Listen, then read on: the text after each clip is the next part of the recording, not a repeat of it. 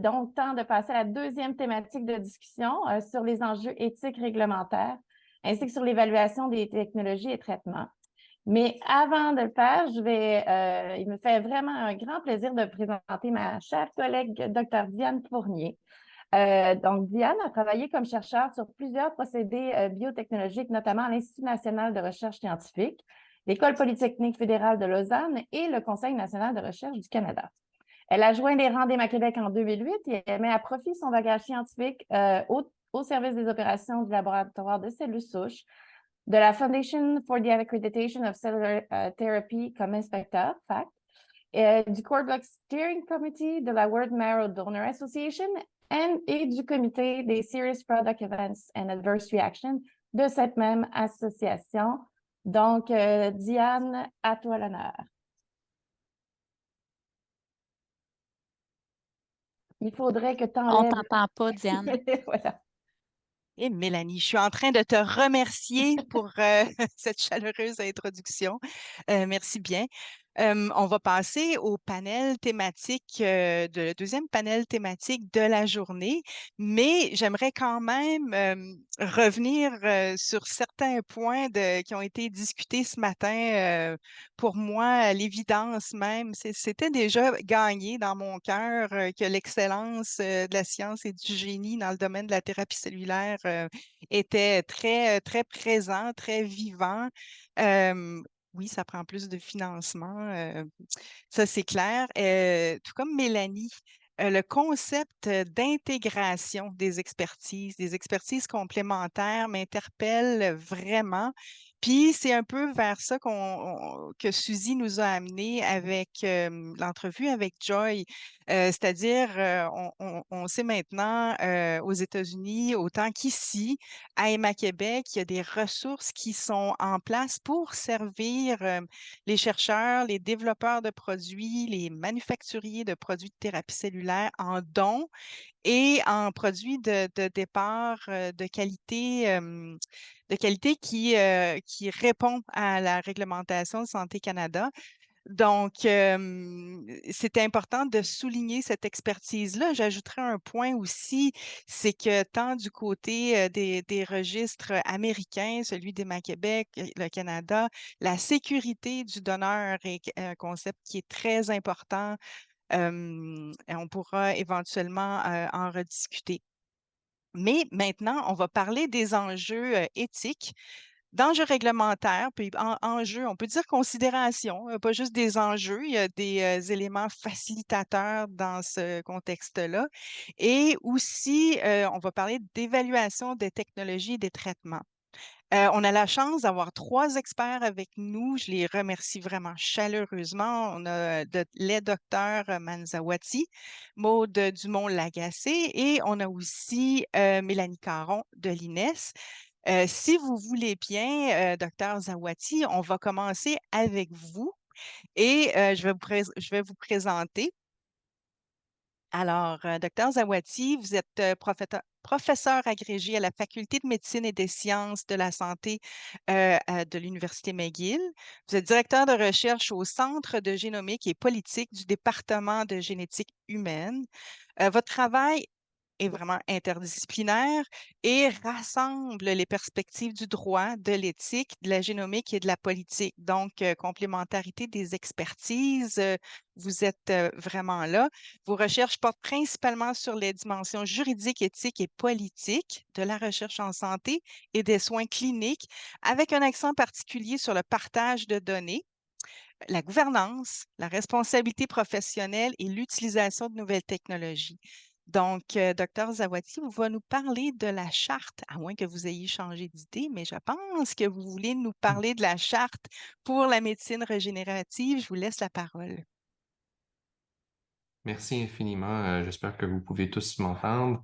Est-ce que vous voyez également la présentation? Très bien. Excellent, super. Donc, merci beaucoup pour les organisateurs. Merci beaucoup pour l'invitation. Un grand plaisir d'être avec vous aujourd'hui.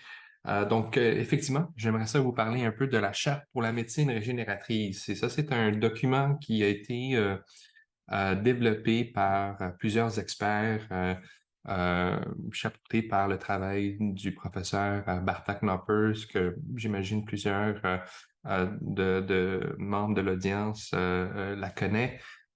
C'est un document qui se veut high level, dans le sens où on va présenter des principes, on va présenter des grands concepts, mais je pense que c'est un beau moyen d'introduire, mais aussi de toucher à plusieurs aspects éthiques et de politique dans ce monde-là. Donc, rapidement, pour ceux qui ne sont pas familiers avec ce document, l'idée de la charte, c'est qu'on veut aussi soutenir une vision de l'avenir de la médecine régénératrice qui reconnaît ses avantages. Donc, on veut aussi en même temps, puis c'est souvent ce qu'on aimerait faire, pas pour freiner cette évolution, malgré que certaines pratiques vont vers cela, mais plus pour permettre de faciliter ce travail, cet avancement dans un concept qui se veut un concept anticipatoire. Donc, on anticipe les grandes lignes ou les grands enjeux qui peuvent survenir, puis on essaie de les travailler en amont afin de s'assurer que lorsque le côté scientifique avance, mais qu'il avance dans des pas sûrs. Donc, l'idée aussi, c'est de maintenir un encadrement national et international qui est fondé sur des normes éthiques communes. Et le but ici, c'est de maintenir la confiance du public. On comprend aussi, la charte reconnaît également l'impact que la médecine régénératrice a sur la conception et la conduite de la recherche fondamentale et transactionnelle. Afin d'avoir une charte, il faut penser à différents droits. Donc, il y a 3 droits qui sous-tendent, qui promeuvent et qui donnent un sens à cette charte-là. Il y a le droit à la science, le droit à la santé et le droit à la non-discrimination.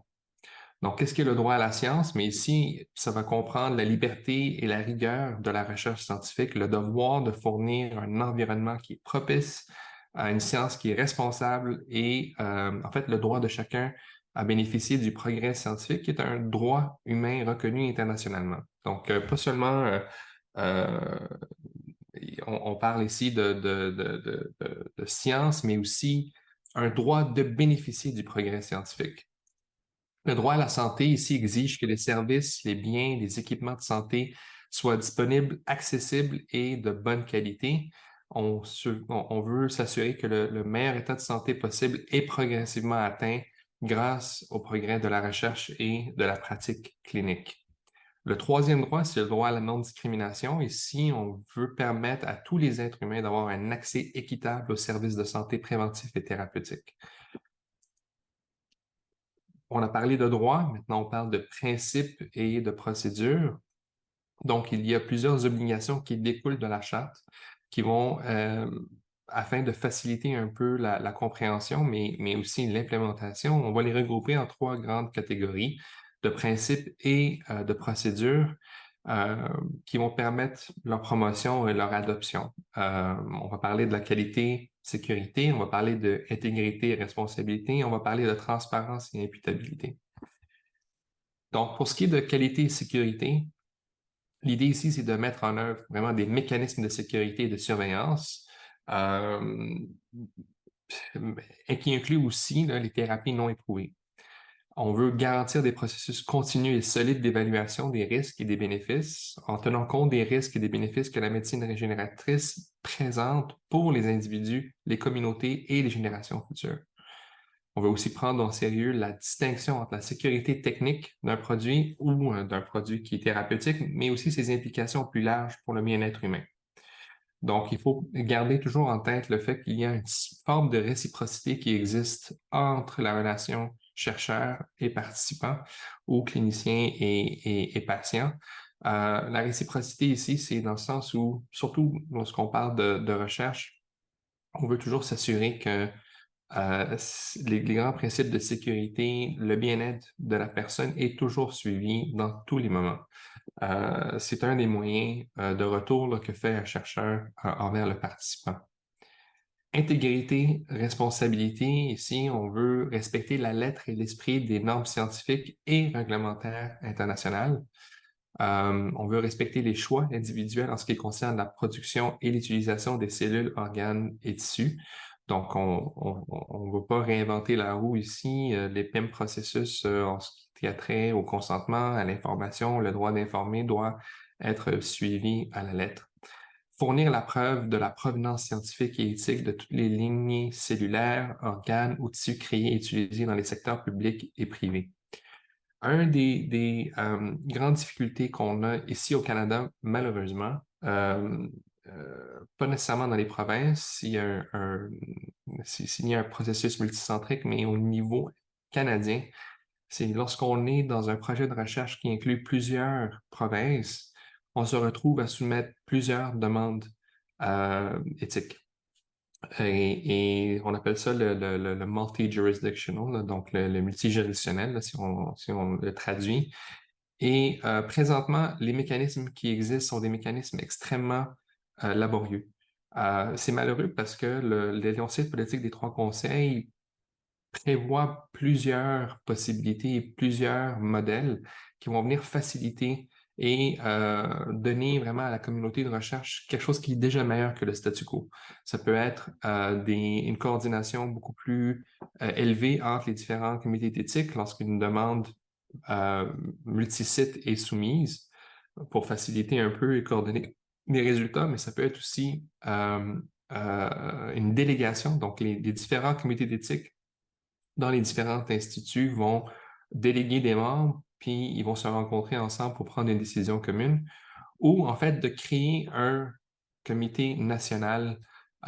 Et la grande problématique qu'on voit souvent, c'est des problématiques institutionnelles. Les institutions ne sont pas à l'aise de permettre ce contrôle à d'autres instituts, ce qui fait en sorte qu'on a des délais énormes qui existent. Et on espère, là, il y a des projets de recherche présentement qui sont en cours, qui essaient d'étudier les différents modèles et comment les implémenter, mais on espère que ça va faciliter ça parce que ça a un effet quand même assez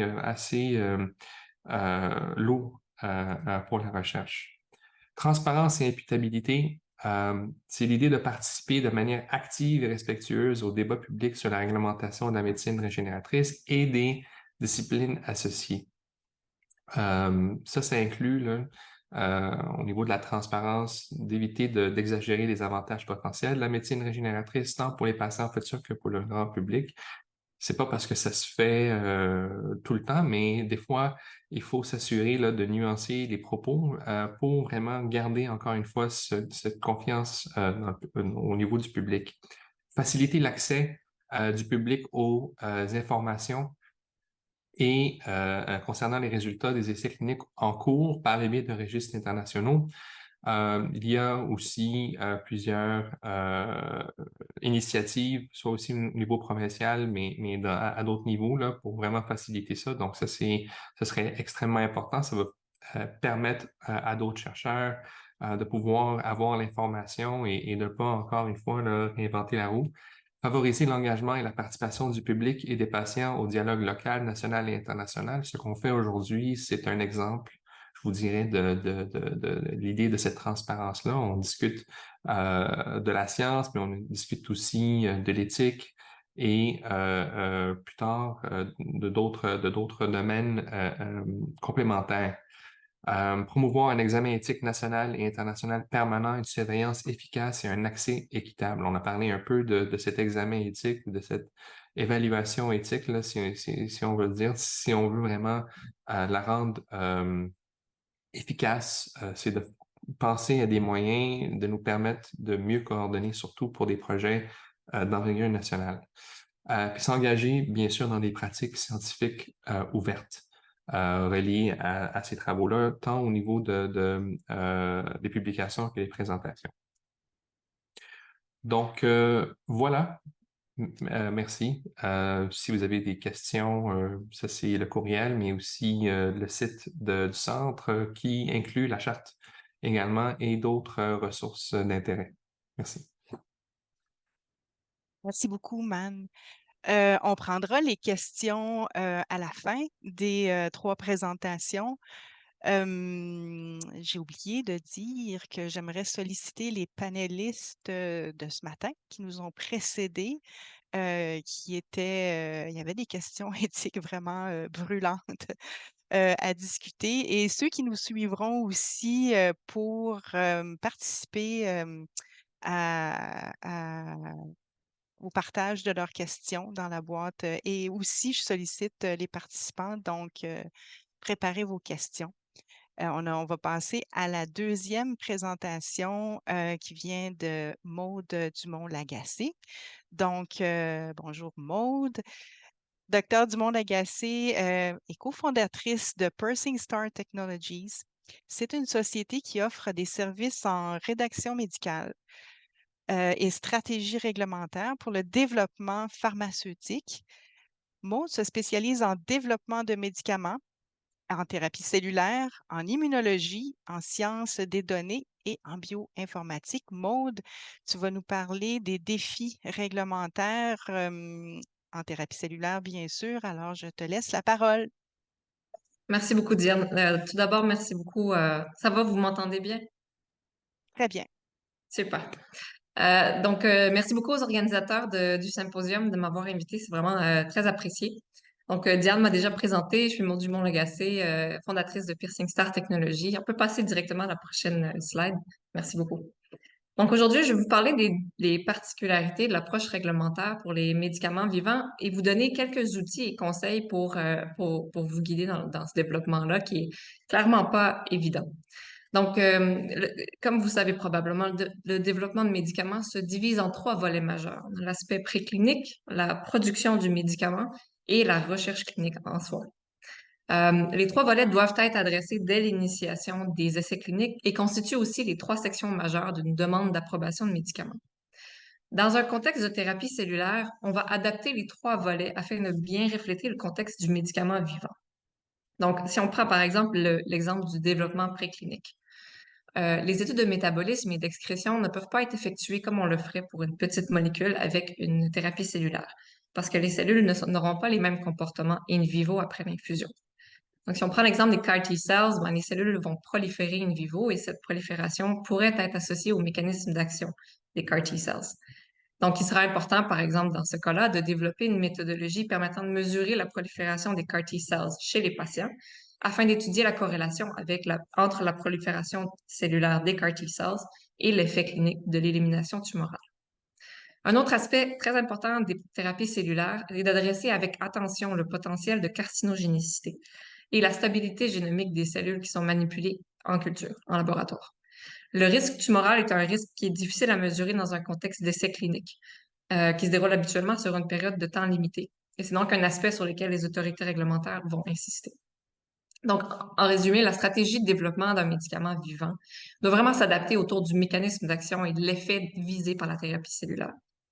Donc, dans les prochaines slides, je vais vous présenter les différents programmes des autorités réglementaires, les grandes autorités réglementaires européennes, États-Unis et Canada, qui visent en fait à guider les chercheurs, à les assister dans le développement préclinique et clinique afin de faciliter et d'accélérer le développement des produits thérapeutiques de pointe.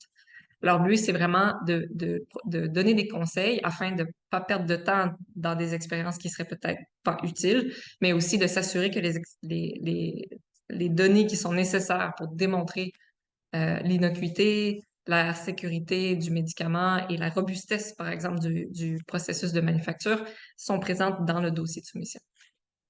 Donc, commençons par l'Europe. En Europe, il existe un programme qui s'appelle PRIME, pour Priority Medicines. Ce programme, en fait, est accessible aux thérapies cellulaires, aux thérapies en général, en fait, qui adressent un besoin médical non satisfait. Donc, soit pour lequel aucun traitement n'existe ou pour lequel la thérapie peut offrir un avantage thérapeutique majeur. Le schéma PRIME permet plusieurs avantages pour faciliter le développement, incluant la désignation d'un point de contact dédié avec l'EMA, ce qui va faciliter les processus de révision et de discussion avec l'agence. Ça donne également la possibilité de bénéficier de plusieurs consultations avec le comité d'experts de l'EMA qui pourront, encore une fois, conseiller et guider les compagnies pharmaceutiques pendant tout leur développement clinique. Pour les petites entreprises et les chercheurs du milieu académique, il existe également un Early Entry Prime Status qui permet un accès plus rapide au programme, en fait, plus tôt dans le développement. Donc, en plus des avantages généraux du programme Prime, l'accès à une équipe de production qui pourra guider l'élaboration du plan de génération de la preuve de concept pour le médicament en développement et des rencontres d'introduction aux exigences réglementaires, ce qui peut vraiment aider les chercheurs qui n'ont peut-être pas le background nécessaire pour ce type de projet. Donc, pour accéder au schéma Prime, on peut y accéder dès la phase exploratoire, ou phase 1 de développement clinique. Et pour les petites entreprises et chercheurs du milieu académique, en fait, dès l'obtention de données précliniques convaincantes et des premières données chez l'humain, en fait, First in Human Studies, qui indiquent en fait que la dose, qu'on sait c'est quoi la dose adéquate pour obtenir l'effet escompté. Voilà. Slide prochaine. Merci beaucoup. Donc, aux États-Unis, il existe plusieurs désignations, en fait, qui peuvent aider, accélérer le processus, mais aussi guider les compagnies dans leur développement. Je les ai classées ici par ordre croissant d'avantages. Donc, on commence par le Fast Track, qui en fait s'adresse aux thérapies adressant des maladies sérieuses et pour laquelle les données cliniques ou précliniques démontrent le potentiel d'adresser un besoin médical non satisfait. On parle souvent du unmet medical need lorsqu'on parle des processus accélérés de révision ou d'approbation. Le Fast Track, en fait, la FDA recommande d'appliquer à ce programme-là dès la soumission de l'IND au début des essais cliniques, mais certainement avant ce qu'on appelle le pre-BLA ou le pre-NDA meeting, en fait, qui précède la demande d'approbation du médicament, donc qui est vraiment à la fin là, du développement clinique. Ce programme donne accès à une révision accélérée par rapport au programme standard. La désignation Breakthrough adresse les thérapies traitant des maladies sérieuses également, et pour laquelle les données cliniques préliminaires démontrent une amélioration significative de l'effet clinique par rapport aux médicaments existants. Donc, ici, la FDA recommande d'y appliquer également au début du développement clinique, mais ici, c'est important avant ce qu'on appelle le End of Phase 2 meeting, qui est dans le fond la rencontre qu'on aura avec la FDA pour apporter et discuter des essais, des résultats de l'essai clinique de phase 2 en préparation de la phase 3 de confirmation, qui est la dernière phase là, avant la commercialisation de manière standard. Donc, ce programme donne accès aux mêmes avantages que le Fast Track, en plus de fournir des orientations détaillées, donc extensive guidance, sur comment développer le médicament de manière efficace. Voilà. Donc, la troisième désignation, c'est ce qu'on appelle RMAT designation pour Regenerative Medicine Advanced Therapy. Donc, c'est un programme qui est fait spécifiquement pour les produits de thérapie cellulaire et d'ingénierie tissulaire. Donc, ça s'adresse aux thérapies traitant des maladies sérieuses pour lesquelles des données cliniques préliminaires démontrent le potentiel d'adresser un besoin médical non satisfait. Et ici également, on peut y appliquer dès le début du développement clinique, mais avant le End of Phase 2 meeting. Enfin, ce programme donne accès aux mêmes avantages que le Fast Track et le Breakthrough Designation, mais permet également des interactions précoces avec la FDA. Voilà. Prochaine slide. Alors, qu'est-ce qui se passe au Canada? Donc, il n'existe pas de programme tel que le RMAT ou le Prime Pathway au Canada. Cependant, en 2019, la loi sur les aliments et les drogues a été amendée au Canada afin de permettre une plus grande agilité et flexibilité qui sont en fait nécessaires pour l'approbation de produits thérapeutiques de pointe tels que les thérapies cellulaires, qui ont vraiment des contextes scientifiques et cliniques très, très, très uniques au final. Également, Santé Canada a initié un processus de consultation sur la stratégie d'implémentation d'un cadre réglementaire en décembre 2022, donc en décembre dernier, afin de consulter le milieu scientifique canadien pour mieux comprendre les enjeux. Toutefois, ce qui est important de comprendre dans les différentes juridictions, c'est qu'il y a vraiment un désir d'harmonisation à l'échelle internationale qui est aussi présent au Canada. Donc, lorsqu'on parle de développement, l'approche réglementaire, il y a beaucoup, beaucoup de ressemblances entre les différentes juridictions. Bien sûr, il va y avoir peut-être une insistance sur certains points dans une juridiction qu'il n'y aura pas ailleurs, mais globalement, l'approche générale est la même partout. Ce qui est vraiment utile aussi au Canada, c'est qu'on peut demander une rencontre pour un avis scientifique préliminaire sur le développement du produit, qui en anglais s'appelle le Pre-NDS Consultation Meeting, qui peut être fait au préalable à un dépôt éventuel d'un Clinical Trial Application, d'une New Drug Submission ou d'une évaluation prioritaire. Alors, prochaine slide. Quelques petits points à garder en tête lorsqu'on pense à se lancer dans un développement clinique. Pour les thérapies cellulaires en particulier, il n'existe pas de stratégie réglementaire standard. Donc, il faut vraiment réfléchir aux mécanismes d'action, comment le médicament fonctionne et adapter tous les aspects, tous les volets de la soumission, là, ce qu'on appelle le Common Technical Documents, à votre thérapie. C'est important de prendre en considération chaque aspect du développement de médicaments, mais il faut savoir que tout ne va pas s'appliquer et on peut fournir en fait une justification pour expliquer pourquoi, par exemple, un point spécifique ne s'applique pas dans notre cas. Un des points qui est essentiel à vraiment prendre le temps de réfléchir, c'est quels sont les potentiels inconnus de votre processus de fabrication. Moi, je viens du milieu de biologie académique. Je sais on assume souvent certaines choses, mais en développement clinique, il faut faire aucune assumption. Il faut tester chaque aspect du processus de fabrication, d'où viennent les matériaux, jusqu'à comment le produit est envoyé au site clinique et est infusé. Donc, c'est vraiment chaque aspect et tout ce qui va entre les deux. Chaque aspect doit être testé et documenté et contrôlé. C'est très important pour assurer la qualité des cellules, en fait, qu'on va donner à nos patients. Les programmes que j'ai présentés aujourd'hui vous permettent de consulter tôt et régulièrement les autorités réglementaires. Et ça, c'est très important parce que c'est eux qui vont, au final, vous dire si oui ou non c'est acceptable comme processus de fabrication, comme indication, comme thérapie cellulaire en général, comme science. Donc, profitez de l'opportunité de ces programmes-là pour consulter leur expertise et vraiment bien comprendre de quoi ils ont besoin pour approuver votre médicament au final. Un autre aspect qui n'est pas très connu au niveau académique, c'est vraiment l'aspect de documentation et des normes et exigences en vigueur qui sont les mêmes en fait là, dans les grandes juridictions. C'est ce qu'on appelle les GXP. Brièvement, en développement de médicaments, si c'est pas documenté, ça n'existe pas. Donc, c'est très important de bien documenter en prenant en considération vraiment toutes les informations qui sont nécessaires pour la bonne révision et la robustesse, en fait, de votre processus. Et enfin, connaissez votre produit, vous êtes l'expert. Votre rôle en tant que développeur est d'informer et de renseigner les autorités réglementaires sur c'est quoi les détails de votre produit, votre science, comment ça fonctionne, pourquoi ça marche et pourquoi c'est un bon médicament. Voilà. Donc, dernière slide, je vous ai mis quelques références ici pour vous aider dans le développement. Vous avez le guide de la FDA sur les médecines régénératrices. Vous avez également le lien vers le programme Prime.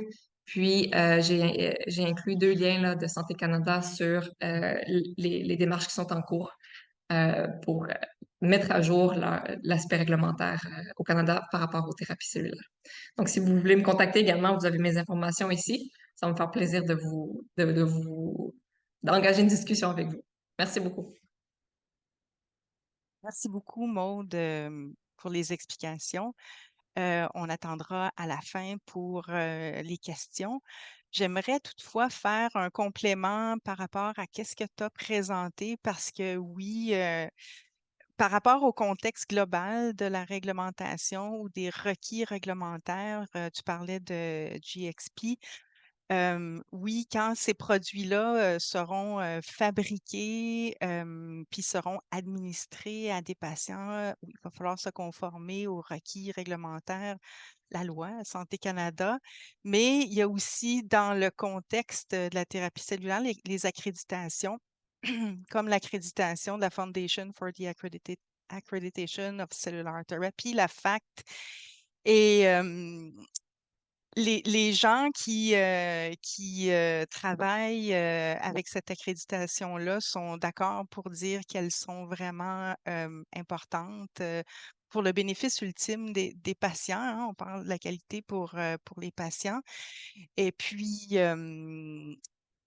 au Québec, ce sont les programmes de greffe allogénique qui ont typiquement cette accréditation-là. Les programmes de greffe, les centres d'aphérèse et les laboratoires. C'est énormément de ressources aussi. Ça demande aussi énormément de ressources de se commettre, de s'engager dans ces accréditations-là. Je constate qu'au Québec, il y a énormément de collégialité au niveau de la collaboration entre les laboratoires. Pour moi, qu'est-ce que je vois? Puis je me demande si on pourrait peut-être se doter, se structurer un peu mieux pour accroître justement ces interactions-là, pour faire en sorte que les programmes qui sont actuellement, qui font de la greffe autologue, mais qui voudront éventuellement faire de la thérapie cellulaire et s'accréditer, puissent aussi en bénéficier. On parle de saine gestion des finances publiques. L'organisme CTTC, Cell Therapy Transplant Canada, est vraiment, nous fournit des bonnes tribunes au niveau de la qualité. Il y a un excellent comité qualité, un comité laboratoire, mais je suis sûre qu'au Québec, le partage des bonnes pratiques entre les centres, ça nous aiderait. Donc, c'était juste un commentaire éditorial, mais pour vraiment mettre en évidence ces accréditations volontaires-là dans la réalité de l'écosystème. Je vais présenter maintenant Dr. Mélanie Caron. Madame Caron, qui est à l'INES. Vous êtes détentrice d'un doctorat en pharmacie de l'Université de Montréal. Vous avez eu plusieurs formations complémentaires dans le domaine de la gestion, la gouvernance, et vous possédez plus de 20 ans d'expérience au sein de divers établissements de soins de santé et de services sociaux et d'organismes provinciaux. Et avant de se joindre à l'INES, Mme Caron a occupé le poste de conseillère spéciale au sein du ministère de la Santé et des Services sociaux. Vous avez peut-être les clés pour dégager des budgets pour tout le monde ici. Vous êtes boursière du programme Force de la Fondation canadienne pour l'amélioration des services de santé. Vous êtes membre en règle de l'Ordre des pharmaciens du Québec et de l'Institut des administrateurs des sociétés du Canada, et vous êtes jointe à l'INES en 2022. Merci, Madame Caron. Je vous laisse la parole. Bien, bonjour à tous, ça me fait plaisir d'être avec vous. Je suis très contente d'avoir accepté l'invitation. Puis moi, je vais vous amener complètement ailleurs, à l'autre bout du cycle. Alors, on va faire des liens avec ce que Dr. Zawadi a dit sur sa charte. Moi, ça m'interpelle beaucoup. Puis, vous allez voir que la collaboration, l'information des cliniciens, mais aussi des patients, c'est très important pour l'Institut. Puis, Mme Dumont-Lagacé, elle nous a parlé des processus avec Santé Canada. Donc, nous, on va être vraiment dans presque la fin pour revenir. Certains que Dr. Gélina me dirait qu'on n'est pas à la fin, l'INES. Il y a beaucoup d'autres étapes par la suite avant que le patient ait accès parfois, puis on en parlera à la fin de la présentation. Alors, prochaine slide. Donc, l'INES a été créé il y a à peu près une dizaine d'années et il y a la loi sur l'INES. Donc, qu'est-ce qu'on fait à l'INES? On doit évaluer les avantages cliniques, les coûts des technologies, des médicaments en santé et en services sociaux. Ça nous distingue de notre consoeur du reste du Canada. Donc, tantôt, on disait, bien, des fois, les programmes éthiques sont par province. Effectivement, la compétence en santé par province. C'est la même chose pour les agences d'évaluation comme l'INES. Nous, on est spécifique au Québec. On va avoir accès aux données de consommation des soins et des services des Québécois et on est le seul régime public notamment pour la couverture des médicaments et certaines autres thérapies mur à mur. Fait que ça nous distingue du reste du Canada. Donc, les évaluations des médicaments se font par la CMTS, l'Agence canadienne des médicaments et des technologies pour les autres provinces canadiennes, où après ça, les provinces prennent leurs recommandations, les personnalisent, les contextualisent à leur province et décident de donner des décisions de remboursement ou pas. Tandis qu'au Québec, on fait des évaluations contextualisées au Québec, puis ça permet au ministre de prendre une décision éclairée pour son régime public. Donc, on va être garant de la mise à jour des listes de médicaments, mais aussi de faire des recommandations pour les produits sanguins. notamment qui seront distribués par la suite par Emma Québec. Donc, on doit aussi élaborer des guides et des recommandations pour l'usage optimal de ces technologies ou de ces médicaments-là et favoriser la mise en application de ces recommandations-là par un volet de transfert des connaissances. On en fait un petit peu moins à l'inscription des médicaments, mais c'est certainement quelque chose qu'il faut développer, surtout lorsqu'on a des nouvelles technologies comme les thérapies cellulaires et géniques. On vient, nous, de terminer le virage avec les premiers biologiques qui sont devenus génériques, donc qui sont biosimilaires. Il y a eu beaucoup de gestion de changements, surtout au niveau des cliniciens, mais aussi des patients. Alors, quand on parle de thérapie avancée, qu'elle soit génique, cellulaire, tout ce qui est CAR-T, bien, c'est important que les patients et les cliniciens, autant en spécialité qu'en première ligne, soient bien à l'aise avec ces concepts-là, puisque vous allez voir tantôt qu'ils sont partie prenante de nos comités consultatifs et délibératifs. Un grand volet consultation à l'INES, puis on va lui revenir. Et aussi, parfois, on peut, comme le premier CAR-T était un mandat spécifique du ministère de la Santé. Maintenant, c'est les thérapies géniques et cellulaires. Ça a été statué, c'est évalué comme un médicament pour le moment. Prochaine diapo, s'il vous plaît. Alors, à l'Institut, on fait toujours des évaluations selon 5 grands principes. On va s'assurer que l'objet pour lequel on regarde, Santé Canada, Mme Dumont-Lagacé l'a dit, lui va regarder l'efficacité, la sécurité, la qualité des produits de manière vraiment individuelle pour l'objet qu'il observe. Nous, on va plutôt prendre cet objet-là d'évaluation, puis on va l'amener dans le portrait québécois, puis dans le contexte québécois. Donc, on va l'analyser sous tous ces angles pour être certain qu'on va capter toutes les dimensions qu'on va voir tantôt. Donc, on va consulter des cliniciens, on va consulter des patients, on va s'informer de toutes sortes de manières, que ce soit dans les études primaires déposées par le fabricant, dans la littérature grise, mais aussi pour bien capter les problèmes organisationnels propres à notre contexte.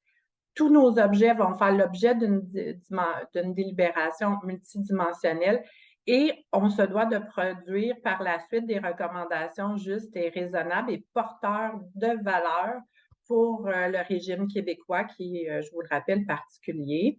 Et après ça, on va soutenir la réévaluation de ces projets-là. Vous avez peut-être vu dans peut-être vous avez déjà lu un avis au ministre sur un médicament ou sur une thérapie cellulaire ou un produit sanguin. Entre le produit sanguin et la thérapie cellulaire, parfois, l'esthétique du rapport est différente, puis on verra pourquoi tantôt, mais c'est toujours le même processus et les mêmes dimensions qui sont évaluées. Alors, prochaine slide, s'il vous plaît. Hop. Donc, pour chaque objet, peu importe ce qu'il est, on va faire ça sous le cadre de 5 dimensions. Donc, bien entendu, tantôt, on parlait de besoins de santé non répondus. C'est très important pour nous. Et l'utilité clinique de la molécule, est-ce que c'est efficace? Santé Canada regarde qu'il y a une certaine efficacité. Nous, on va regarder si c'est efficace par rapport aux comparateurs à la liste, c'est-à-dire dans les autres produits qui sont à la liste déjà des produits remboursés, que ce soit les produits du système du sang ou les médicaments. Donc, on ne le regarde pas de manière individuelle, mais on va plutôt se demander quelle est la place dans la thérapie, quelle est l'utilité clinique, qu'est-ce que ça déplacera. Et il y a un principe fondamental qui découle de la loi de l'INES, que le produit doit être au moins aussi efficace que ceux déjà à la liste ou sinon comporter des avantages pour le patient ou les organisations qui sont importantes. Donc, pour nous, tout ce qui est le besoin de santé puis le contexte de la maladie se résume dans la dimension clinique, la dimension populationnelle. Bien entendu, on va regarder la dimension économique. Ça fait partie de notre évaluation puis nos recommandations au ministre. Tantôt, j'entendais des débats 1 million, 3 millions. On pourra discuter de ça tantôt, comment on calcule la justesse du prix, l'efficience d'un médicament, puis son analyse d'impact budgétaire aussi contextualisée au Québec. C'est les 3 dimensions qu'on va regarder dans l'économie. La dimension organisationnelle, là, je ne vous cache pas que c'est une dimension qui a pris de l'ampleur dans les dernières années. a parlé de pénurie de main-d'œuvre ce matin, mais les établissements de santé aussi sont en pénurie. Alors, quand on va introduire une nouvelle technologie, peu importe ce qu'elle sera, quelles seront les conséquences sur notre réseau? Notre réseau, est-ce qu'il est capable actuellement d'intégrer ça? De quelle façon? Et est-ce qu'il y a les ressources nécessaires? C'est pas rare que nos recommandations, même s'ils touchent pour un médicament, une thérapie, un produit sanguin, qu'elles seront accompagnées aussi de conditions d'avoir tel appareil de laboratoire, d'avoir accès à tel test ou d'avoir les ressources de conseil appropriées avant l'introduction de ce nouveau objet d'évaluation-là. Et bien entendu, il y a une dimension socioculturelle qui est pour nous, est-ce que la société québécoise, elle est prête à intégrer cette thérapie-là? Et quelles sont aussi, à travers le monde, les autres décisions qui ont été prises par les autres agences d'évaluation des technologies?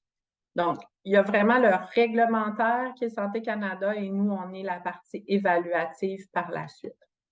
Prochaine diapo. Qui peut nous faire des demandes d'évaluation? Peut-être que certains d'entre vous sont très familiers avec le processus des médicaments. L'évaluation des technologies pharmaceutiques, c'est là un grand historique. C'est des processus qui sont très bien connus, très bien décrits. Donc, les fabricants ou le ministère peut demander à l'INES de faire une évaluation. Les fabricants payent pour faire ces évaluations-là. Ils n'ont pas, par exemple, d'influence sur la recommandation qu'on va faire, mais c'est vraiment eux qui vont choisir ou ne pas choisir parfois de se faire évaluer pour le régime provincial québécois. Et parfois, très rarement, on a des initiatives de l'INES aussi, mais ça, c'est assez rare qu'on en fait. Pour les produits du système du sang, en fait, pour nous, ce sont des médicaments, mais ce sont des produits qui iront sur la liste d'EMA Québec plutôt que sur la liste de la RAMQ, entre guillemets, là, pour simplifier les choses. Donc, ça aussi, c'est à la demande des fabricants qu'on va pouvoir évaluer ces produits-là. On a une nouvelle unité aussi pour favoriser les technologies innovantes en santé, qu'elles soient vraiment un appareil médical, une application de santé numérique, des technologies de l'IA. Donc, avec le Bureau de l'innovation du ministère, on a vraiment augmenté nos capacités dans cette boîte-là pour répondre aux besoins du réseau. Et pour ce qui est des procédures de laboratoire et de génomique, bien là, ça vient du ministère de la Santé. Et principalement, pour ce qui se retrouve dans nos laboratoires du Québec, on a une exception à ça, c'est pour les tests qu'on appelle compagnons, qui sont requis avant l'administration d'un médicament. Ça, en fait, là, ça vient par les fabricants, mais c'est les seuls tests où les fabricants peuvent déposer des demandes directement à l'INES. Bien entendu, une fois qu'ils ont l'homologation de Santé Canada, il peut avoir une portion évaluative en vue de remboursement ou d'accès au système public québécois. Prochaine diapo. Alors, on l'a dit, une fois qu'on reçoit un objet d'évaluation, bien entendu, on va mobiliser toute la littérature primaire qui existe au sujet de cet objet-là. Et dépendamment si c'est un sujet, je veux dire, novateur ou méconnu des patients du Québec ou pour lesquels on sait que les besoins de santé des patients non comblés sont importants, il y aura une consultation des patients. Ça peut se faire de différentes manières, que ce soit des entrevues individuelles, des questionnaires web ou des entrevues de groupe. Dépendamment de la situation et du temps qui est devant nous, on va procéder comme ça. Pour nous, c'est super important parce que des fois, c'est une belle innovation, c'est un beau médicament ou c'est un beau produit sanguin. Par contre, ça ne répondra pas ou peu aux besoins de santé non comblés des patients. Donc, ça fait partie de l'équation. Après ça, on mobilise un comité consultatif où l'équipe de l'Institut, qui est composée de professionnels en pharmacothérapie, de gens en méthodologie et en recherche et d'une équipe d'économie, vont à ce moment-là animer un comité pour aller chercher vraiment la dimension organisationnelle, mais aussi comment les cliniciens sur le terrain, ou qu'ils soient médecins, pharmaciens, infirmières, IPS, spécialistes, dans les laboratoires ou sur le plancher avec les patients, puissent vraiment nous dire comment ils perçoivent l'objet à quel endroit ils verraient, comment ils voient l'innocuité de cette thérapie-là par rapport aux autres thérapies déjà disponibles. Et bien entendu, là, on regarde toujours c'est quoi les comparateurs qui sont inscrits à la liste. Donc, il va y avoir vraiment un partage de connaissances. Parfois, on a des gens qui ont été investigateurs principaux sur des productions, parfois non. La gestion des conflits d'intérêts est très importante à l'INES. Ça n'empêche pas que les gens qui ont une partie peut-être plus prenante dans un projet peuvent participer, mais ils doivent être balancés avec des gens qui est un petit peu plus loin de l'objet pour s'assurer des consultations constructives. Et on va aussi parler du contexte d'implantation puis de recommandation de leur applicabilité. Je ne vous cache pas que des fois, on a des craintes sur les nouveaux médicaments avec des tests compagnons, avec la capacité des laboratoires à rendre ça disponible dans le temps requis pour être vraiment pertinent puis efficace avec la thérapie. Donc ça, c'est des choses là, qu'on discute beaucoup avec le ministère, mais qui font partie de nos recommandations. Bien entendu, à la fin, une fois que l'équipe de l'INES a mobilisé toutes ces connaissances-là, toutes ces dimensions-là, il y a un comité délibératif permanent qu'on appelle remboursement et accès qui va se prononcer sur les constats, les incertitudes qu'on a au sujet de l'objet d'évaluation et d'en faire une balance. Donc, ces comités délibératifs-là sont formés de citoyens, d'éthiciens, de gens qui viennent avec des backgrounds économiques, de cliniciens, bien entendu, de tout azimut, des dirigeants du réseau et des gens en innovation aussi. Donc, c'est vraiment multi-perspective. Et quand on parlait tantôt de la charte, c'est sûr que c'est des objets comme ça qui préparent ces gens-là qui vont faire partie un jour des comités à différents niveaux à bien se positionner par rapport à ces objets-là. Donc, on a nos comités délibératifs pour tous les types de produits. Prochaine diapo, s'il vous plaît.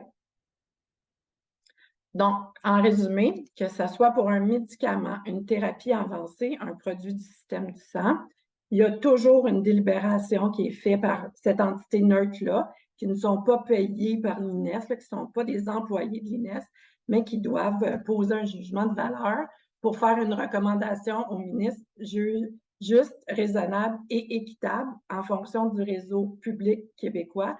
Je vous le rappelle, parfois, c'est vraiment des décisions difficiles parce qu'on sait que les services de soutien, de maintien à domicile, de conseil ne sont pas nécessairement top niveau. Puis là, on rajoute une thérapie très, très dispendieuse pour la plupart. Maintenant, à peu près, je vous dirais, 80% de nos évaluations sont assorties d'une recommandation d'atténuation du fardeau économique lors de la négociation. Donc là, je vais vous expliquer après que ce n'est pas nous qui menons ces négociations-là. Nous, le fabricant, il arrive avec un prix de liste. Il arrive avec des modèles d'utilité, d'efficience, parfois, mais rarement de minimisation des coûts, en tout cas pas dans vos thérapies de pointe. Et on va pouvoir discuter de ces aspects-là. Quelque chose d'important à retenir, c'est qu'on va toujours se prononcer sur la valeur thérapeutique en premier. Et si ça passe la valeur thérapeutique, donc on reconnaît qu'il y a une utilité clinique puis un besoin de santé non comblé pour les patients québécois, on va faire l'évaluation des autres dimensions et on les publiera à ce moment-là. Parfois, vous allez voir dans nos décisions, quand on fait un refus sur la valeur thérapeutique, les autres aspects, ils ne sont pas décrits dans l'évaluation qu'on rend au ministre, puisqu'on s'est arrêté à la valeur thérapeutique, et ça, c'est bon pour tous les objets qu'on discute aujourd'hui. Notre avis au ministre, il va prendre deux formes. Si c'est pour un médicament ou une thérapie avancée, qu'elle soit génique ou cellulaire, elle va s'en aller à la direction des affaires pharmaceutiques et du médicament. Il y aura un moratoire de 30 jours, ce qui permettra au ministre de prendre sa décision d'aller en négociation ou pas. Depuis maintenant 2015, le gouvernement du Québec participe à la négociation des prix avec l'Alliance pan-canadienne pharmaceutique. Donc, chacune des provinces arrive outillée avec ses volumes, sa place dans la thérapie, etc. Et là, ils vont aller chercher le meilleur deal possible pour leurs citoyens. Donc, parfois, cette phase-là qui est un peu ça se passe souvent sur plusieurs mois. Donc, l'INES, par contre, elle fait ses recommandations en 180 jours. Le ministre a 30 jours pour dire j'accepte, je le mets à la liste dès maintenant, je le refuse, il a le droit, ou je suis le verbe que tout le monde adore chez nous, ils vont se surseoir. Et là, on peut se surseoir pour quelques mois à quelques années parfois. Et du côté des produits du système du sang, et là, on a un moratoire de 60 jours, puisque c'est une autre direction du ministère qui va en fait évaluer cette recommandation-là pour l'introduction de la liste qui sera par la suite distribuée par Emma Québec ou pour d'autres types de produits. Donc, c'est la direction de la biovigilance médicale. Prochaine slide. Donc, en moyenne, à l'INES, on va avoir 8 à 10 objets par mois, puis on va faire environ 130 recommandations par année. À chaque fois qu'on fait une évaluation, elle va prendre au maximum 180 jours pour remettre notre recommandation au ministre. Fait que nous, ça va assez rondement. Parfois même, quand on le sait, hein, vous avez décrit, je pense, puis le panel de ce matin a bien dit, tout le chemin difficile pour se rendre à une homologation par le body réglementaire, que ce soit Santé Canada ou ailleurs. Il arrive, puis c'est un processus qu'on appelle aligné avec Santé Canada, puis l'année dernière, c'est environ 33% de nos évaluations qui ont été faites en même temps que Santé Canada. C'est-à-dire que le fabricant, quand il dépose sa soumission à Santé Canada, peut choisir d'aller dans un processus aligné avec l'INES et avec CADET, donc la CNTS pour le reste du Canada, et nous fournir les preuves pour que lors de l'émission de son NOC, il y ait une recommandation d'inscription ou non qui soit prête afin de diminuer les délais. Et bien entendu, l'INES soumet toujours une recommandation contextualisée à la population du Québec au ministre. Tantôt, Mme Dumont-Lagacé a parlé du niveau de preuve. Il y a une slide que je n'ai pas mis, que peut-être vous aurait bien intéressé, c'est que l'an dernier, on a eu à peu près 30% de nos objets d'évaluation qui ont eu des homologations en Santé Canada sur des phases 2. On en a même eu une sur une phase 1B, ce qui amène parfois l'INES à donner des recommandations sur un caractère prometteur. C'est ce qui est arrivé dans le cas des CAR-T, et on va faire ça quand on n'est pas... On trouve que le niveau de preuve n'est pas suffisant pour faire une recommandation permanente. Alors, on va faire un caractère prometteur qui va être assujetti de conditions, un peu comme l'octroi conditionnel à Santé Canada. Donc, souvent, c'est de revoir le résultat d'une étude en cours qui va arriver d'ici 18-24 mois ou des données de données de contexte réel de soins québécois pour bien s'assurer de l'implantation d'une thérapie. Donc, ça, c'est un processus aussi que vous devez garder en tête qui est possible à l'INES, qu'on appelle la reconnaissance d'un caractère prometteur. Alors, je vais m'arrêter ici. Je suis sûre que ça va avoir peut-être généré des questions, puis on pourra faire des liens avec les présentations de mes confrères. Merci à tous. Merci beaucoup. Merci beaucoup, Dr. Caron. Oui, ça aura généré des questions qui sont apparues dans la boîte de questions. Donc, je commencerai justement par une question d'un spectateur anonyme. Donc, la question, c'est comment procède l'INES pour faire des recommandations pour des technologies, des médicaments qui ciblent une population réduite et pour lesquels il demeure une incertitude sur la valeur par manque de données, alors que la technologie répond vraiment à un besoin non comblé. Effectivement, là, un peu comme j'ai décrit pour le caractère prometteur, c'est souvent des maladies rares où on sait pertinemment qu'on ne peut pas avoir une étude sur 20 ans ou 25 ans. Là, ça va prendre trop de temps avant d'avoir des données probantes, solides pour bien mesurer l'ampleur de l'effet. Mais on reconnaît un caractère prometteur à ces molécules-là. Et souvent, avec vous savez, on est super chanceux là, avec la politique des maladies rares au Québec. Il y a une possibilité, puis c'est en train de se concrétiser sur les registres. Donc, on essaie de mobiliser ces opportunités-là pour reconnaître un caractère prometteur, mais s'assurer que le développement de la preuve va suivre son cours et qu'on pourra faire une réévaluation dans un certain point. La COVID nous a appris de ne pas fixer des délais très précis parce qu'on ne sait jamais, surtout en maladie rare, combien de temps ça va prendre. mais on s'assure que lorsque les nouvelles évidences soient disponibles, on puisse les réévaluer pour informer le ministre. Parfait, merci beaucoup. Il y a une question de la part de René Bazin pour Maude. La question, c'est est-ce que le résultat de rencontres avec Santé Canada, des rencontres avant la soumission de l'étude clinique, là, telle que tu as mentionné, justement, pourrait être utilisé comme levier pour aller chercher du financement pour la réalisation de l'étude clinique? Ça serait vraiment une raison, René précise que ce serait une raison de plus pour profiter de ces rencontres-là. C'est une excellente question, un excellent point. Je pense que de démontrer justement cette démarche-là qui est enclenchée avec les différentes autorités réglementaires et puis sans nécessairement rentrer dans les détails, mais de démontrer que c'est en cours, c'est pris au sérieux, que les interactions sont fréquentes et positives, peut certainement aider à augmenter la crédibilité du projet. Que ce soit avec une demande de financement public, il y a certains programmes là, pour financer des essais cliniques, ou également avec des investisseurs. Je sais que on approche différents des investisseurs pour voir s'ils veulent financer la compagnie ou peut-être même racheter la compagnie, ce type d'interaction et la documentation de ces interactions démontre vraiment bien l'avancement du développement clinique et l'ouverture aussi des autorités réglementaires à l'approche qui est utilisée par la compagnie pharmaceutique et la thérapie en soi. Donc, certainement, je pense que c'est un élément crucial.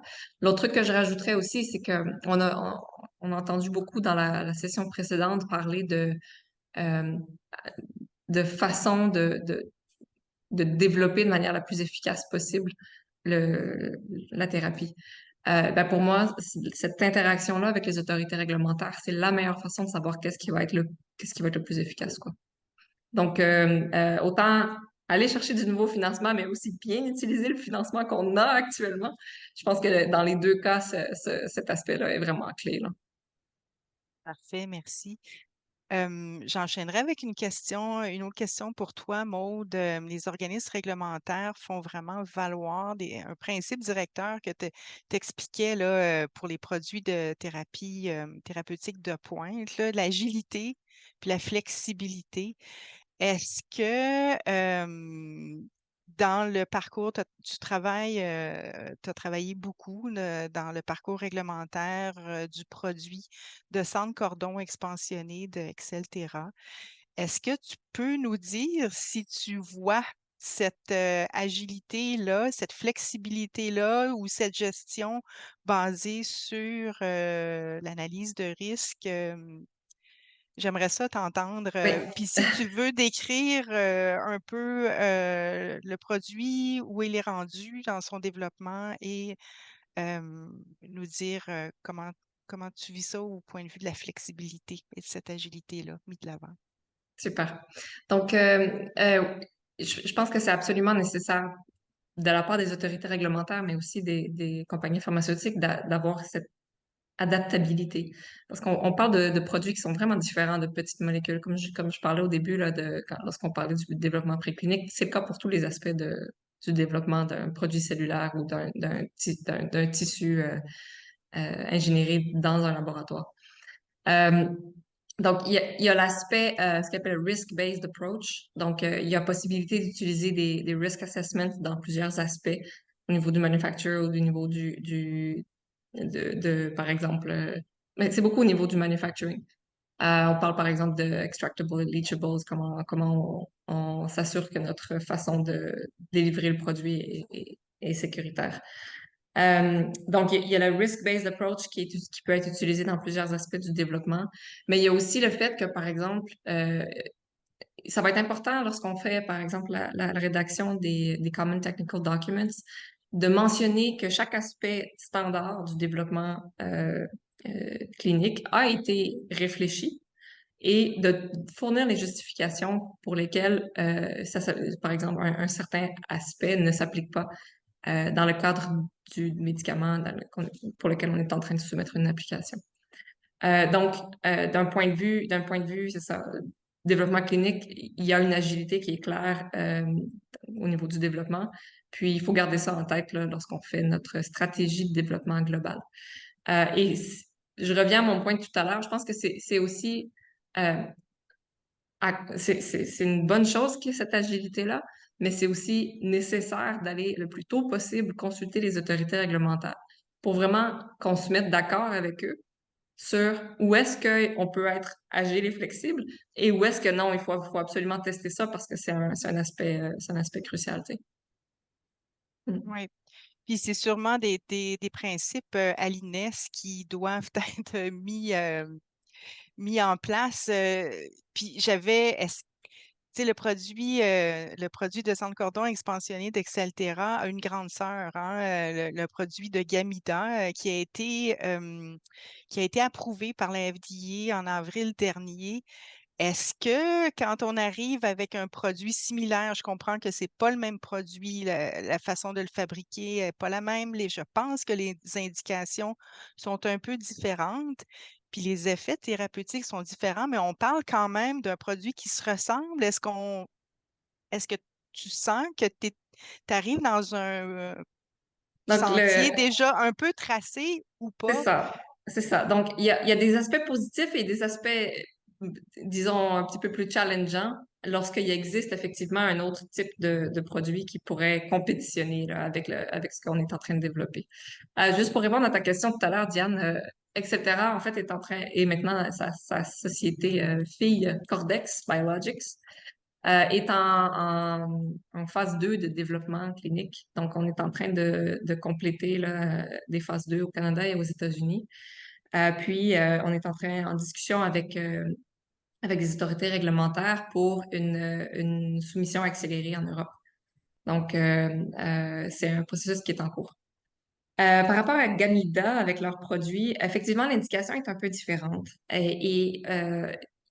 Selon ce qu'on a comme information, c'est sûr qu'on n'a pas fait d'études comparatives, donc on ne peut pas dire à 100% qu'effectivement c'est différent, mais il semble y avoir des différences cliniques euh, dans les résultats, là, l'efficacité du produit. Là aussi, où est-ce que c'est différent, c'est que le produit d'Etcetera permet d'adresser une population qui n'a pas accès à un donneur. Donc là, en fait, lorsqu'on voit ce type de technologie compétitrice, il y a un certain chemin qui est tracé par eux qui peut nous aider à nous guider dans le développement. Fait que ça, c'est bien. Mais ensuite, c'est sûr qu'il va y avoir l'aspect comparatif. Donc, comment est-ce qu'on se compare au niveau du prix? Comment est-ce qu'on se compare au niveau de l'indication? Comment est-ce qu'on se compare au niveau de la population qui est adressée? Comment on se compare aussi au niveau je sais pas si je l'ai dit, des coûts? Est-ce que on arrive à produire la technologie de manière moins coûteuse ou comment ça se compare et tout ça? Donc, tous ces aspects-là vont venir jouer dans, oui, l'approbation, mais aussi la demande de remboursement. Donc là ça relie avec ce que Mme Caron discutait tout à l'heure. Donc, effectivement, c'est un aspect. Le développement clinique, c'est quand même complexe. Il y a beaucoup, beaucoup de pièces en mouvance qu'il faut prendre en considération lorsqu'on fait notre stratégie. Et continuellement prendre en considération pour s'adapter avec ce qui arrive. Mais voilà, c'est un domaine très intéressant. Merci. J'ai une question dans le chat. Après, je vois la main levée de Jean-Sébastien. Je vais tout de suite poser la question que je vois pour Dr. Zawati. C'est une question de Amaury Gosson. Donc, dans l'éventualité où il existerait d'autres chartes sur la médecine régénérative dans d'autres pays technologiquement avancés, qu'est-ce qui distingue celle développée par le Genomic Policy Center? Quels sont les points différents ou ceux qui suscitent le plus de divergences selon les priorités données? Merci beaucoup. D'après notre connaissance, pour l'instant, il n'existe pas d'autres chartes de ce genre, ce qui est une opportunité, en fait, pour créer ou amener un certain consensus. Cette charte a été chapeautée par les membres du Center of Genomics and Policy, le Centre de génomique et politique, mais ça a été fait en collaboration avec des experts internationaux. Je vous dirais, la beauté aussi, c'est que ça s'ancre dans des droits humains internationaux. qui fait en sorte que on va vraiment parler un langage un peu plus universel en termes de ces principes. Ce qui ça pourra amener comme bonne conséquence, c'est que si jamais il y a d'autres pays ou d'autres organismes qui veulent implémenter, qui veulent adapter, qui veulent créer une charte similaire, mais ils vont pouvoir se baser un peu sur ce qui a été fait ici, là. OK, c'est un peu difficile de comparer les divergences parce que, selon nous, on n'en a pas vu d'autres là, qui ont existé. Ça a été fait vraiment suite à un appel où il y a un manque d'un tel document, là. Mais si on prend l'exemple, par exemple, du GA4GH, le Global Alliance for Genomics and Health, qui est un organisme international, quand le framework pour le partage des données génomiques et de santé a été mis en place, ça a été traduit en 14 langues et ça a été utilisé vraiment comme base pour d'autres politiques et d'autres documents normatifs au niveau international, même dans des pays autres que les pays technologiquement avancés. Là, ça a vraiment aidé à ancrer une nouvelle terminologie, là. Donc, on espère que ça va être la même chose ici. Oui, tout à fait. Je lisais récemment, suite au congrès de l'ISCT, l'International Society for Cell Therapy, Cell and Genic Therapy, un commentaire, un résumé du docteur Jacques Galipeau par rapport à l'écosystème en Australie, Nouvelle-Zélande, en thérapie cellulaire. Et puis, il faisait le lien justement avec le rang qu'occupe l'Australie et la Nouvelle-Zélande, le classement mondial à l'OCDE. Donc, il citait que l'Australie arrive au premier rang pour l'enseignement supérieur. On parlait ce matin de formation de personnel compétent. Au deuxième rang pour son indice de vie meilleur, puis au quatrième pour la justice sociale. Man, selon votre connaissance de la réalité québécoise, pouvez-vous nous dire les forces que l'on a justement en place? Oui, la charte, mais quelles sont les forces qu'on a en place pour justement influencer des décisions ou s'assurer qu'on va de l'avant pour desservir la population avec des thérapies cellulaires innovantes?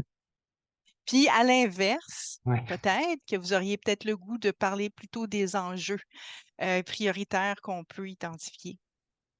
Mais en fait, je pense que la question est un peu plus large que ce qu'on peut, sur laquelle on peut discuter là, aujourd'hui.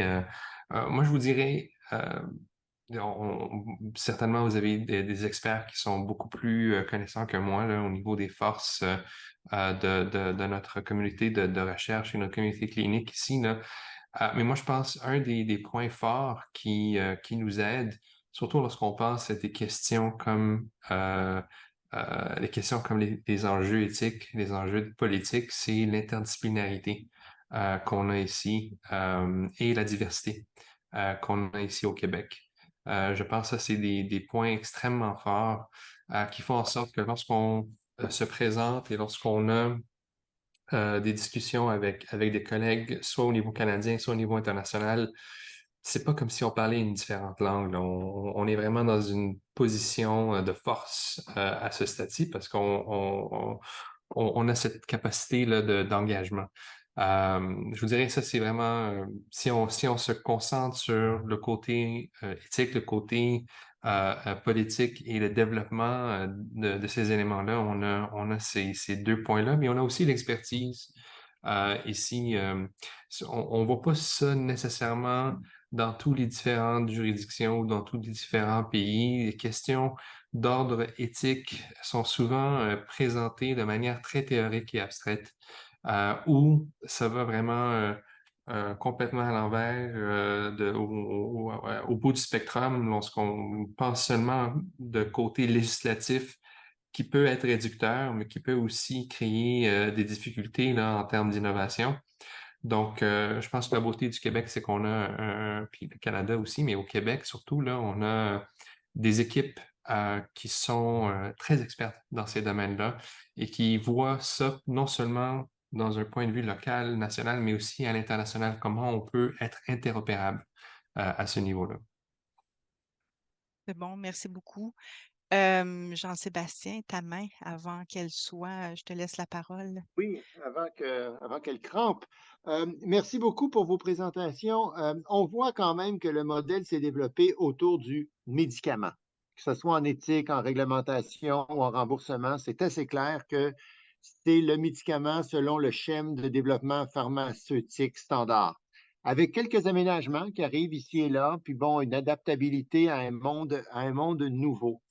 Il y a quand même des situations qui restent difficiles pour le modèle. Pensons aux patients uniques, aux maladies très, très rares, aux indications là, qui ne seront jamais supportées par un brevet ou une compagnie, par exemple. La question se dirige plus vers Mann. En quoi l'éthique et le droit peut modéliser ce schéma de pensée et encadrer comme il faut, un peu comme ce que Dr. Tremblay évoquait tantôt, le droit d'essayer quelque chose d'imparfait, par exemple, le droit de procéder à des études cliniques qui ne répondent pas nécessairement au même niveau de qualité qu'un produit pharmaceutique fini. Comment on voit, là maintenant, dans le très concret et pas dans l'abstrait, comment le droit et l'éthique appliquée peut nous assister dans ce sens-là? Mais je pense qu'un des droits humains qu'on a souvent pas vraiment pris en considération dans les grandes discussions liées à l'innovation, c'est ce droit de bénéficier de la science et des résultats scientifiques. Ça, c'est un droit quand même assez important qui était dans la Charte des droits humains, l'ONU, là, en 49, puis on l'entend pas, on l'utilise pas très souvent. Et je pense que ça ramène un peu à ce concept de qu'est-ce que le droit appliqué ici, qu'est-ce que l'éthique appliquée ici. C'est sûr qu'il faut toujours garder en balance, là. On a parlé de sécurité, on a parlé d'intégrité au niveau de la recherche. C'est sûr que ça va devoir être maintenu. La transparence doit être maintenue, mais je pense qu'il faut penser aux questions juridiques, aux questions éthiques en amont et de manière anticipatoire.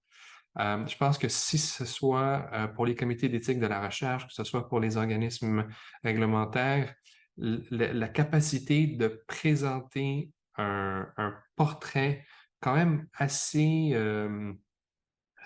évolué de ce que nous, on considère comme étant ces enjeux-là et comment on va travailler à minimiser puis à mitiger ces risques, ça va toujours être un des points forts d'une soumission ou d'un processus. Et l'utilisation du droit et de l'éthique de cette manière-là, en fait, de nous permettre de ne pas seulement réagir, mais de penser prospectivement pour des projets comme ça qui sont au risque ou des projets de recherche où les expertises sont inattendues, où il y a beaucoup de difficultés, là, c'est le meilleur moyen. Parce que sinon, ce qu'on va se trouver, c'est dans une situation puis la science n'avance pas nécessairement. Mais je pense qu'il faut aussi garder en tête que c'est toujours aussi important d'éduquer pas seulement le public, mais aussi les personnes qui prennent les décisions. On a parlé beaucoup de comités d'éthique de la recherche, mais les comités d'éthique de la recherche, il y en a qui sont très experts, mais il y en a qui ne le sont pas. Et ils ne voient pas nécessairement tous les différentes avenues. Je pense que c'est un travail pour des gens comme nous, potentiellement, qui sont dans ce domaine-là, de pouvoir, mais aussi pour les scientifiques, de pouvoir éduquer ces membres de comité sur les limitations qu'on a au niveau scientifique, du type de risque, de la stratification des risques. Je pense que ça va être très, très utile aussi. Madame Caron, vous voulez réagir? Il faut quand même garder à l'esprit que ça a évolué. Je comprends par les propos de Dr. Delisle, ça n'a pas évolué assez vite, mais sais, il y a 10-15 ans, on n'aurait pas vu ça des homologations sur des phases 2 ou des 1B. Tu sais, Santé Canada travaille fort avec la FDA puis l'EMA pour essayer de moderniser puis de donner des avenues pour parler vraiment puis répondre aux besoins de la médecine de précision puis de la génomique. Mais il faut constater que oui, ça prend du temps, il faut bien éduquer, on l'a dit, un paquet de parties prenantes, mais aussi nos patients. Puis le cadre éthique est super important pour dire dans quoi ils s'embarquent. Je pense que la discussion au Québec, quand même, elle est bien animée, puis que les gens sont assez ouverts. Mais d'un côté d'évaluation, nous, des fois, quand on regarde ça, on dit, ben, on a l'impression d'être parfois encore en recherche quand ça arrive sur des preuves très, très tôt, pas trop documentées. Donc, nous, on a inventé on s'est modernisé puis on s'est adapté pour le caractère prometteur. Mais il faut réaliser que ça, là, c'est dans les dernières années. Le premier caractère prometteur est en 2018 sur une maladie rare avec des N est égal à 25 pour une homologation pour un remboursement public. Quand même, ça avance tranquillement, pas vite, mais c'est beaucoup, beaucoup de changements sur ce qui était. Puis vous l'avez dit, les processus étaient basés sur le médicament. Je crois que les processus de Santé Canada pour les thérapies de pointe aussi, ça va vous ouvrir des portes à la discussion, puis d'être plus flexible sur ces objets-là qui ne rentrent pas très bien dans une catégorie, qui va permettre un peu de latitude pour un atterrissage formel plus tard dans le cycle, peut-être 2-3 ans après l'homologation. Mais du côté du remboursement public, il faut quand même être prudent. Puis je vous l'ai dit, la dimension socioculturelle est importante pour nous, puis des questions éthiques sur à quand on donne accès, comment on donne accès quand on ne sait pas si, oui, la thérapie a l'air très prometteuse aujourd'hui, mais qu'est-ce que ça va donner comme innocuité dans 20-25 ans ou comme effet secondaire? Il y a beaucoup d'incertitudes pour plusieurs molécules actuellement. Il faut balancer tout ça, toute cette tension-là. Merci beaucoup. Le temps qu'on avait a tout et tout utilisé, donc il est midi. Je vous remercie beaucoup les trois. La prochaine session, on va parler d'enjeux de financement, de capacité de production et de traitement des patients. Madame Caron, vous savez qu'on vous a retenu pour comme panéliste à la prochaine session. Maude, Mann, je vous remercie beaucoup. On va prendre une pause pour dîner et on se revoit à 13h. Au revoir.